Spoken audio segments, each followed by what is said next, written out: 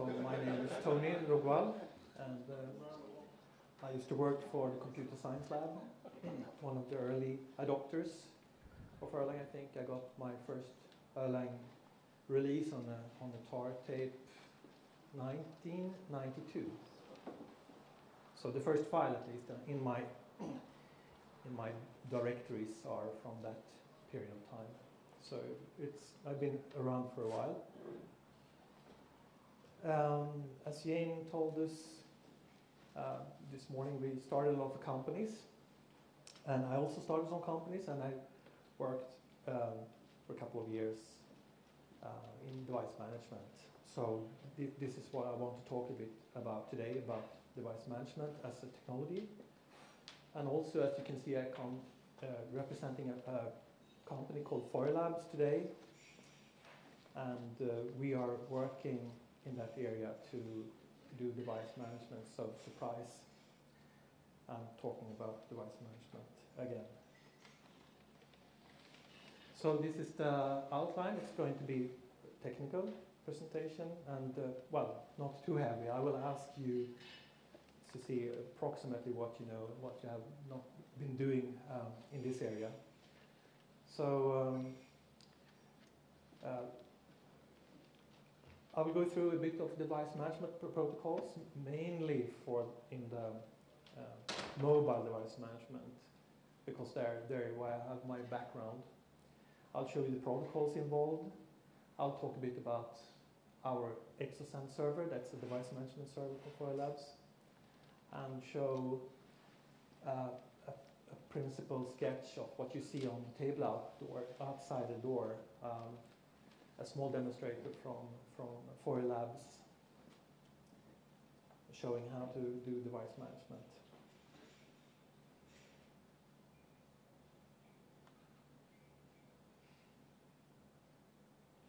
So we can start with some questions. I would like to know how many in this room knows anything about device management or been involved in device management related project.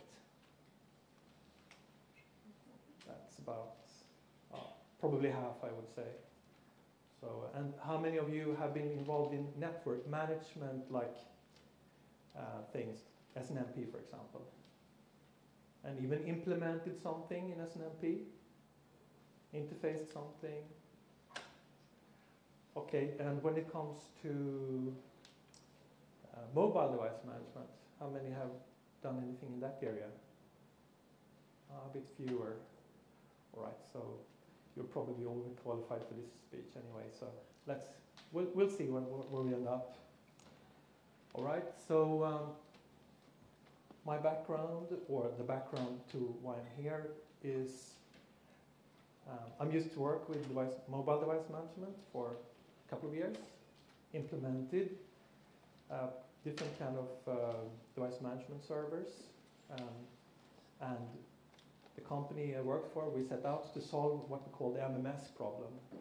So back in 2002, 2003, they discovered that it was possible to send SMS or MMS, but it was very hard to receive as MMS. And the reason was because the recipient of the MMS were not configured in the network, so they couldn't read data from the network. And since MMS is based on a data reception, no one could in principle receive MS. But they tried, and it was so funny at that time when you could hear people on the street actually talking about it, that it was such a disaster. They would like to use it, but no one could. So in 2002 we had an idea for how to solve this, and it involved automatic detection and device management. So we started off working with that, and we launched a couple of customer operators, and it turned out to be perfect. It just solved the problem. We connected all the devices in the network. They could send and receive MMS. Everyone was happy, at least in some areas in the world. So, and from that point, we focused on device management and how to connect devices. And we also implemented a device management server based on some technology called OMA device management. I will talk a bit about that. And the reason why I bring it up right now is because it's something we work a lot on, but that's something that it's not really taking off. And we realized that, but we had to implement it because our competitors said that it was the best thing on earth, and so our customer, of course, wanted us to deliver such a thing. And also in this area, when Apple and specifically iPhone came around, all the managers on all levels were terrified in this area, device management, but they realized that something would happen because Apple, they didn't know about device management. This is American people. They don't care. They do it their own way. They don't give a crap about MMS. It's too complicated. So they didn't do it that way, unless a lot later, of course. So and still today you synchronize basically with a USB cable, and there's no over-there device management to it's starting to come right now, but it's taking a lot of years. So since many of people here knows about device management, I will just say that device management is a way of managing devices, really. What the device is, it could be anything. It could be, I would say anyway, a network element, could be a mobile phone, or it could be an embedded device that you connect through wire, wireless, something. So what a device management system typically consists of course, is a device management server, something that keep track on all the devices. And then you can have wired or wireless, and basically the things I said already. And these are the shortcuts, the MDM, and NN, and M2M. That's the three-letter combination to use in the field. So let's move to the device management. When it comes to mobile device management, these are basically the steps that are involved in device management. And when you solve the MMS problem, we had to detect the devices in the network. So I added this detection phase in device management. It could be a dial-in, could be a call-home operation, but it can also include the actual detection of the device in the network. And when I say detect, it could be the IMSI, for example, when you do attach a phone for the first time to the network. This is an event that you can pick up, and you can take action on that. So, and then you typically do a bootstrap. And the bootstrap contains the initial configuration that you can send over there if you're doing it with mobile device management.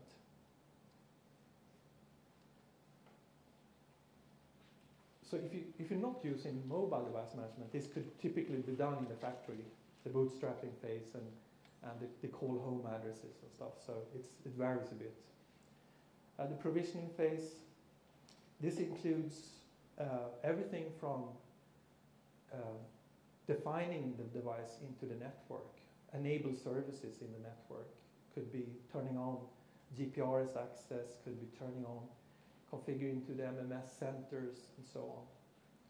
So it could be quite a tricky process in doing this provisioning for the device to, from nothing, go into the network and be fully capable of sending, receiving, all kinds of things. Also, after the provisioning phase, you're basically ready to start using the device in the network. From that point, you can do, for example, firmware upgrades, configuration management, change adding new configurations. We'll talk about that as well. You can also add monitoring, and when it comes to network management, the monitoring can include things like health checks, reading data, data acquisition, checking the interfaces. On the mobile side, you read signal strength in different areas. And there are plenty of crazy ideas what you can do with monitoring with mobile phones. And also the thing people most of the time forget about, it's what you do with the waste. So when you have a mobile phone, what you do with it, when you're done with it, you throw it in the garbage. So let's say you just take out the SIM card and throw it away.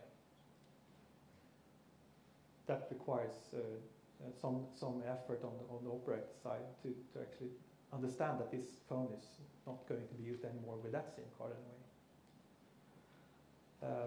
That could lead to a lot of interesting stuff, like configurations being still put in the phone for the next subscriber to be a bit surprised about, or data files that are still remains on the device and so on.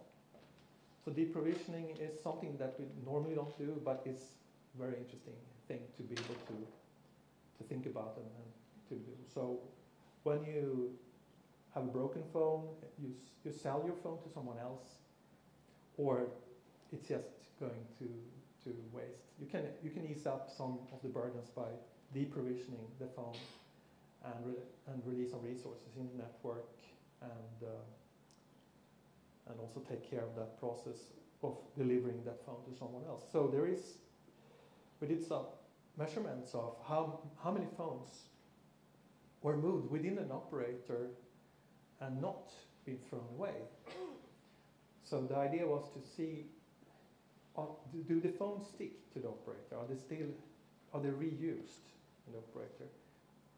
And with the device management system, we could see that around 20-25% stayed at the same operator. So they were inherited somehow. And I guess if you could measure over a lot of operators, you could probably see that old phones, they do stay somewhere in the network, or they move to some other countries or something. So they normally don't go totally to waste. So this is a small animation, I hope. So this is showing the process of a phone entering the network for the first time. So it's automatically detected, so magic. There is, for example, Correlatus, a company that is also Erlang based. I don't know, Correlatus. Anyone for Correlatus here? No. It's not Tuesday, so they're not working.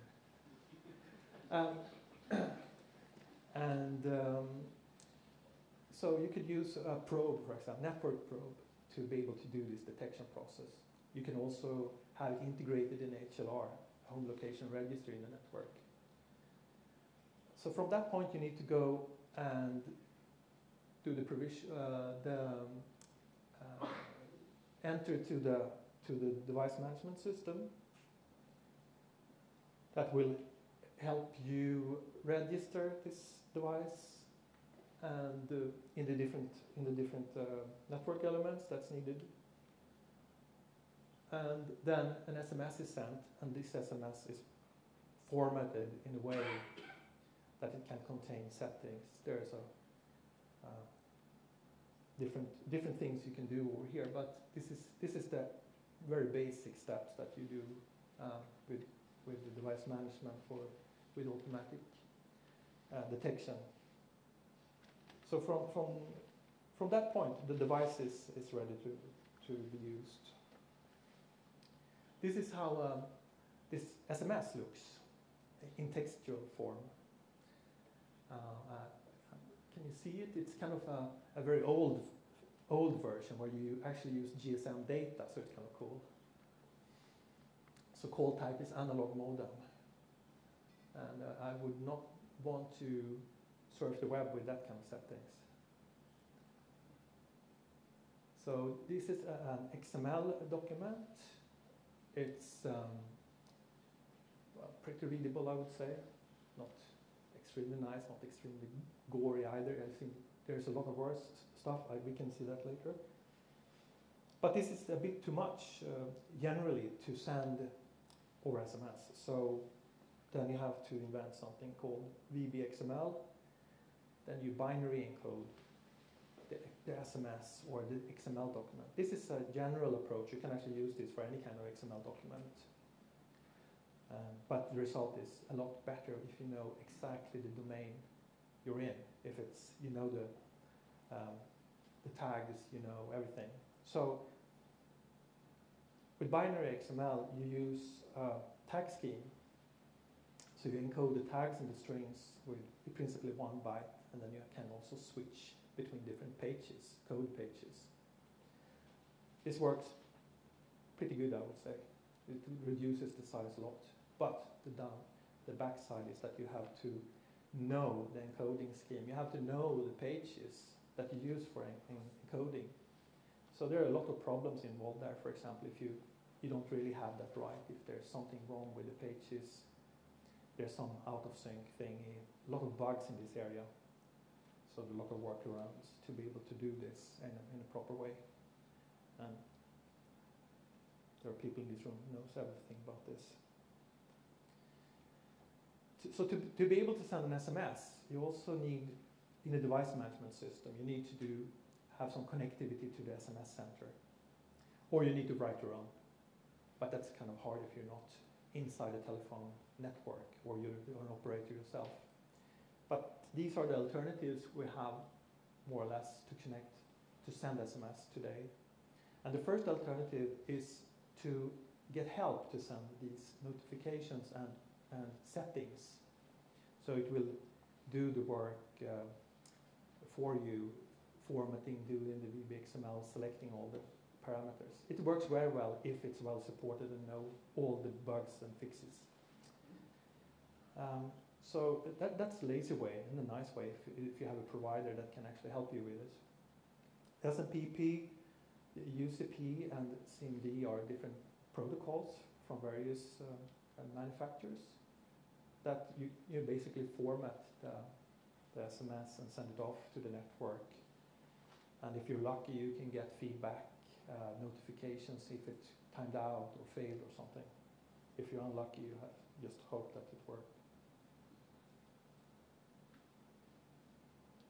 So what can you do over these kind of simple protocols? So you can set up the phone with different settings. That's about what you can do. But there are several standards that you need to know about. So there's an old one called Ericsson Nokia Auto Settings. There's a company called OpenWave. They also had some very special little client in some early mobile phones that you need to know about. And the early documents that I showed you an example of just the other slide was WAP client provisioning 1.0. So that was an early specification from WAP Forum. Later on, WAP Forum became turned into a OMA Open Mobile Alliance, and they released a document called Client Provisioning Spec. So you can imagine if you have a lot of phones with all these kind of versions of protocols, and there are actually more, but these are the main ones. You have to be pretty smart with the detection. You know, the only thing you know is the serial number basically on the phone. So from the serial number on the phone, you need to figure out a way to end up with the correct settings protocol and all the bugs that needs to be fixed to be able to format that in a really bad way so it works. So, and everything I said, the worst thing we ever saw was the formatting that were two different encoders in the same document, buggy encoding it in different ways. That was quite hard to fix actually. So the services you can configure over there with an SMS are these kind of services. They're GPRS, WAP, MMS, I talked about, push to talk, a very, very popular service in US. for construction workers, I think. Everyone talked about it in Sweden as the next big thing, but it actually just stayed in the US, kind of fun. So Wireless Village, also something I guess people heard about a bit. This instant messaging thing.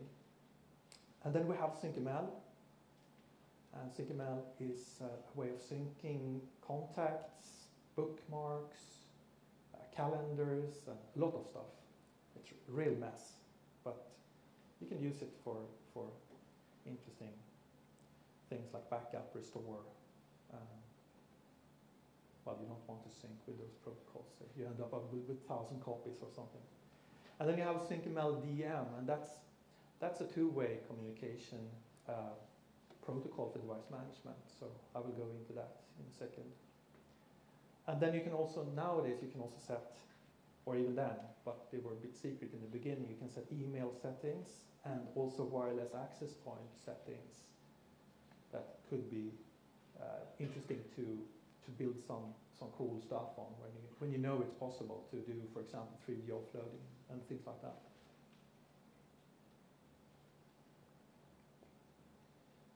Right, so enter OMA device management.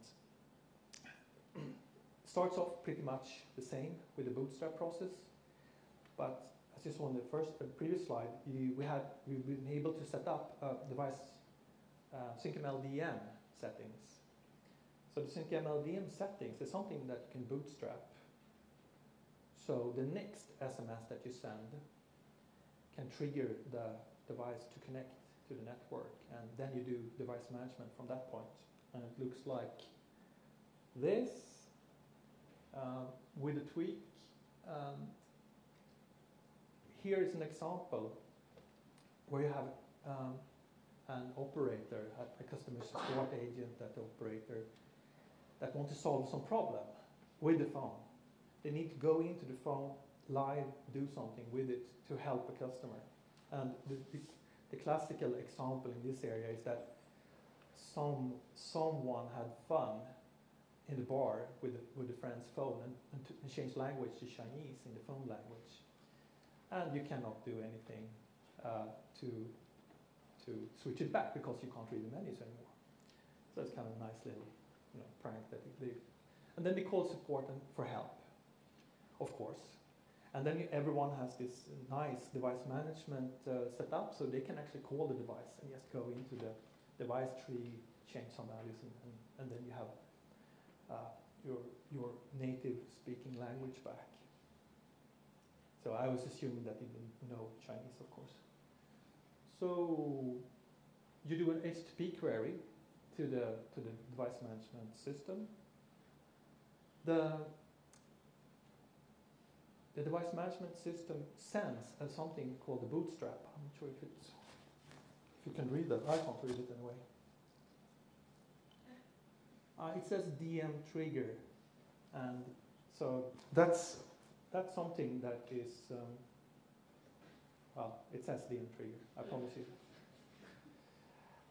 So the DM trigger is there just because of trigger reasons. So it sends to the phone and it instructs the phone to please contact the device management center with the settings you have for the device management settings. So there's no information apart from that in the SMS.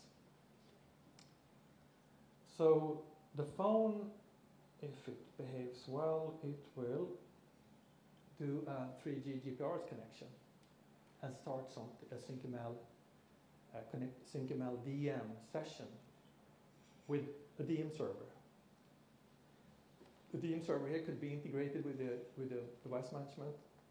And ADC, by the way, stands for Automatic Device Configuration or Center. Yeah, okay.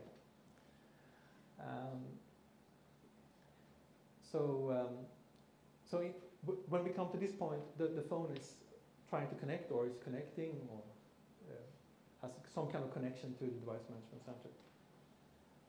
And there is already or will be a connection like this doing some kind of device management protocol between the DM server and the configuration center. This will ultimately lead to have a closed loop. So now, through the HTTP interface, you can talk to the device over a 3G network, and you can fix the language setting. I won't show you how to do that because I don't think you can actually do that. But it was a nice example anyway for the people used as a key feature in the device management.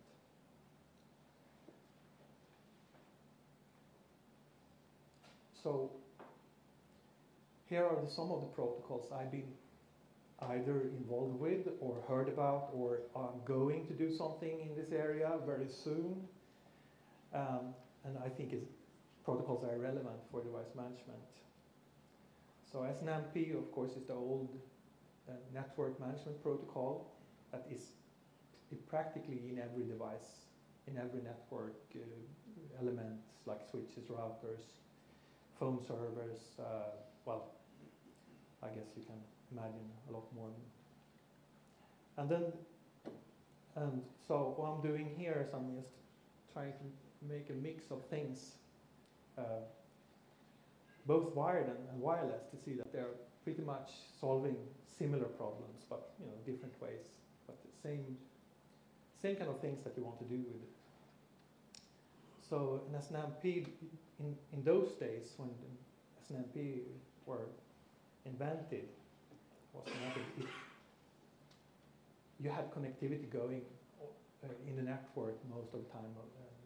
NATing was not, I don't think it was even invented at that time. So it was kind of, you could connect straight and FTP could flow backwards and all that, no problem. So then it was a kind of a world before users and World Wide Web, and there was something after where everything get complicated with IP addresses and NATing and stuff. So SNMP is a UDP-based thing where I think there's plenty of I'm listing here are the default kind of way for transport. Then there's a protocol called TR69, and it's something an invention from a broadband forum that do some specification for devices that you typically have at home, like satellite TV things, set-up boxes, could be routers, could be a lot of things actually. Even voice telephony kind of servers are equipped with that, and I think Raycore also has some. Is Raycore here? No. Don is here, so he knows everything about Tier 69 right now. So that's the fiber optic FTTH products. And you want to do basically the same thing with those. You manage those devices. I'll show you a picture of that as well. Home device management we talked about, and then there is a newer player on the block. Basically has same kind of principle as SNMP. It's solving the same things that SNMP is solving, but a bit more modern, and also based on a slightly different kind of way of modeling and communicating. I'm not sure. We have TLF here, so they can probably scream and shout if everything is totally bizarre. But I just listed SSH as one of the transport. Of course, I know there are plenty of those, but that's the main one. At least that's the required one. So with SNMP, you have set and gets. You can set configuration data, get configuration data. It can also send something called traps. It's basically a package sent to in form of some alarm situation or something. It's something that operators normally want you to implement. And so as an SNMP, when you define your configuration data or what should be configurable in your device, you use something called a MIB data model, or MIB, for defining the data that you have in your configuration. And so this is how it could look like for, I copied the IF entry for interface tables. So just showing the syntax basically. This is how it looks. I won't go into any details here. And then we do the same for tier 69. It's tier 69, it goes, then you use XML, SOAP XML, I believe. And life looks a bit more not so easy anymore, but basically the same parameters. You have get parameter values, set parameters, and a couple of other operations. And also built into these kind of protocols is upload and download. So SNMP also got something, but I think you needed to actually set the addresses you want to download from. I guess there is some news covering exactly how to do that, but I think tier 69 is a bit more explicit with download and uploads. As we said, the devices tier 69 is addressing are typically customer premises devices that is at home at people, while SNMP, for example, is stuff that is in the backbone networks and things like that. And here you have the very simple model, a picture down here showing the automatic configuration center, and the device is basically just call home now and then and see if there's something needs to be done. And like you saw how Omadim connected back to the network, that's also a very key feature in modern networking, because there's most of the time no way of connecting backwards, at least if you're not in the network itself. If you don't know the IP address of the device, you don't know anything basically to access it if you're outside the operator domain. An operator can do a bit more, but that's the reason why you connect from the client to the server instead of vice versa. One of them, at least. And tier 69 is using XML schema and a PDF data model. So the XML schema is describing the data, all the configuration parameters. But since it's looking like this, it's not so easy to read and understand what it says. So you have a PDF document accompanying the specifications, so you can actually read what's in here. We can contrast that with netconf. So netconf is a protocol. It's XML based. It's using a language called Yang to describe the data models. On the transport side, it sends XML. Is it SOAP XML? I guess. No. Say it out loud. It's just plain or XML. Okay. And what encoded in this XML is the RPC. So it's a very simple model with RPC calls and replies. And you can encode practically all operation you want on top of that, except possibly you have some notification concept that will probably the thing used for traps and things like that. And here is how Yang, the interface MIB looks for Yang. So as you can see, it's you don't need to use a PDF document. I guess you describe it in a more natural way. Different areas. It looks like a bit of C or something, C formatted, or it's not a big difference, but slight difference when you work with it, especially when you don't comment as much as in this example. You can actually read it a bit more. All right, so there you have a couple of different flavors for device management protocol, I call them.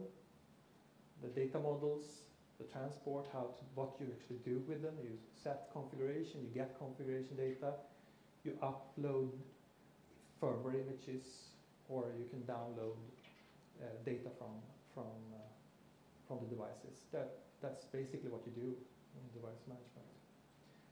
So with 4 Labs, we set out to solve a couple of problems. One of the problems was to help smaller companies to get some kind of platform that was easy to use, that solved the device management problems for them, basically saving them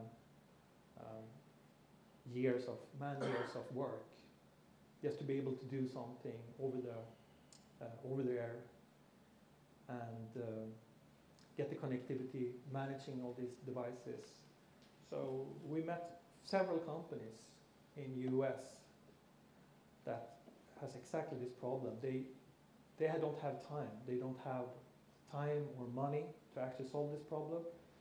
And they realized that, so they talked to, well, a friend of mine, and he were involved in a lot of these kind of projects, and they all kind of really converged together to one decision point, saying that, okay, we should try to solve this problem because everyone wants to have the same thing. And we, instead of doing it over and over again for the clients, we can do a company doing it for all the clients that wants it. So we launched it, and we have a launch client, and we're solving a very specific problem for them in this area, and they will save a lot more money and a lot of effort, and probably be in time with their product. So ExoSense is what we call it ExoSense, and it's a store and forward RPC. So we have queues for every device going back and forth. So it's both ways. The device can push RPCs towards the device management server and vice versa. So going from device to server could be like GPS coordinates, could be events, could be data readings, anything that application wants to push over to the device management center for later delivery at the customer servers. It's a bit like netconf, but we just removed all the XML, and we use BERT RPC for the device communication, and we use JSON RPC for the customer access interfaces. So a typical customer would do some a web server thing where they manage all their application-specific stuff, and they use JSON RPC to access all the devices, and we take care of the rest. We also use advice from TLF. Thank you for that. Using Yang as a data model language, and now we're pretty happy with it. I think it's a nice thing, and we're really pushing for it. So this is how it looks on some kind of principal sketch.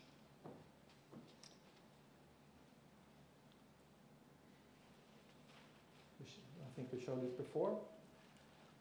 And the challenges for ExoSense are, among several things, of course, is first, how do we handle all these kind of devices, different flavors?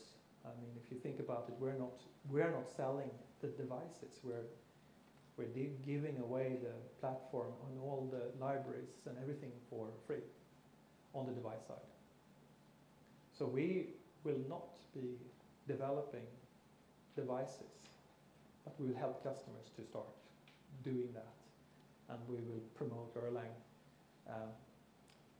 in that field because we think it's a very good fit for new applications. On even the launch client, for example, they do not use Erlang for the device because we were a bit too late. So, but ExoSense is pluggable, so we will make sure it works even for other protocols than BERT RPCs. And well, thinking about things we need to handle is, for example, the data budget is a very interesting topic when you think about it.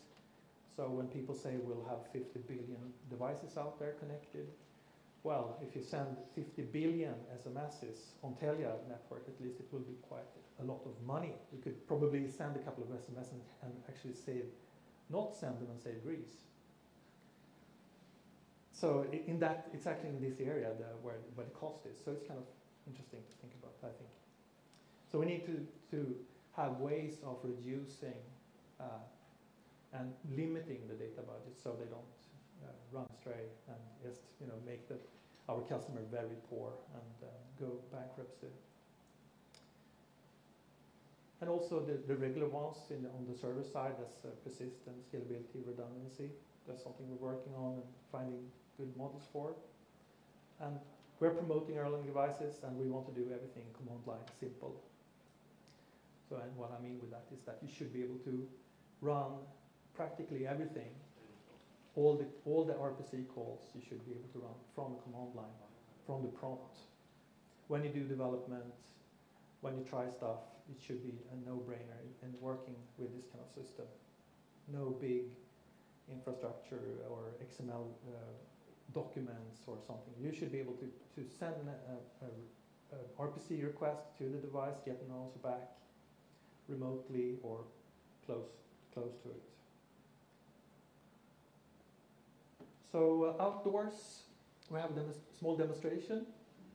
We're showing a system partly based on the FoiLab stuff.